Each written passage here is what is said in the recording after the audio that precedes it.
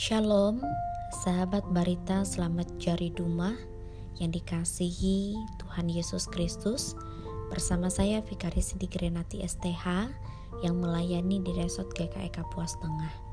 Adapun nas renungan untuk kita pada saat ini terdapat dalam kitab Hosea pasal 5 ayat 15 sampai pasal 6 ayat 6. Sebelum kita membaca dan merenungkannya, marilah kita berdoa. Tuhan yang pengasih, kami mengucap syukur atas segala bentuk penyertaan baik-Mu bagi kami. Sehingga pada kesempatan ini, kami mau bersama-sama mendengarkan firman-Mu.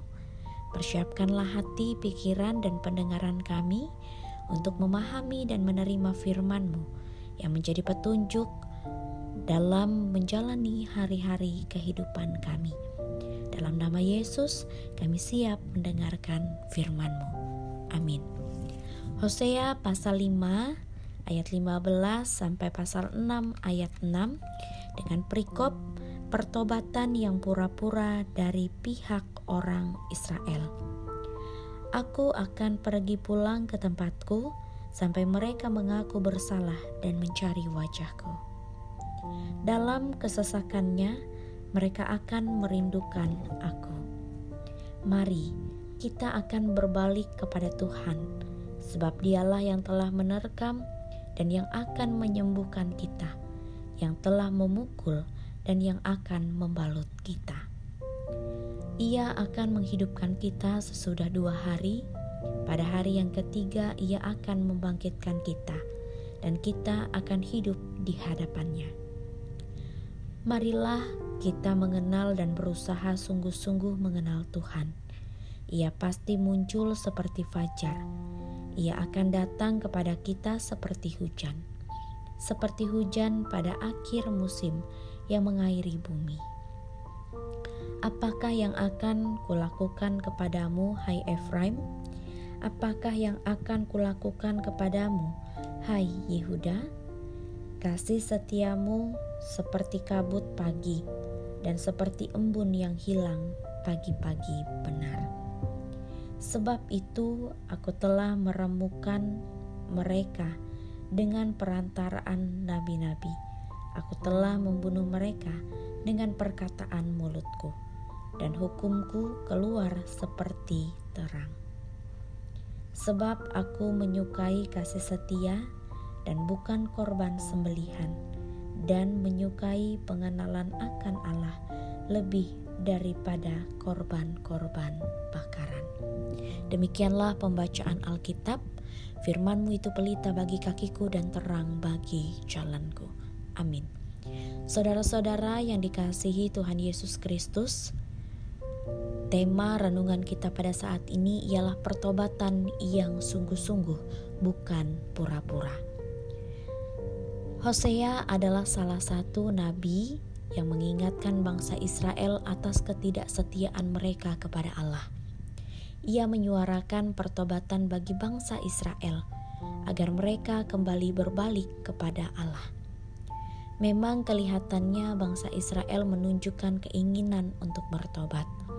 Hal tersebut terlihat dalam ayat 1-3 yang mana mereka menyerukan ajakan bertobat. Ini adalah sesuatu yang kelihatannya baik, tetapi apakah ini menjamin bahwa mereka akan bertobat dengan sungguh-sungguh? Ternyata tidak. Dalam ayat 4 di sana dijelaskan tentang pertobatan mereka itu semu atau pertobatan yang sementara. Mereka sebenarnya tidak bertobat sungguh-sungguh, tetapi hanya pura-pura agar terhindar dari hukuman Allah. Pertobatan yang dilakukan oleh mereka dalam ibadah dengan memberikan korban sembelihan dan korban-korban bakaran seperti yang ternyata dalam ayat 6. Tetapi pada ayat itu juga Allah sesungguhnya menginginkan bangsa Israel untuk hidup setia dan mengenal Allah sungguh-sungguh. daripada korban-korban bakaran dan korban sembelihan yang mereka persembahkan untuk Allah. Saudara-saudara yang dikasihi Tuhan Yesus Kristus, melalui nas renungan firman Tuhan saat ini, kita diingatkan dua hal. Yang pertama, melakukan pertobatan dengan sungguh-sungguh dari hati.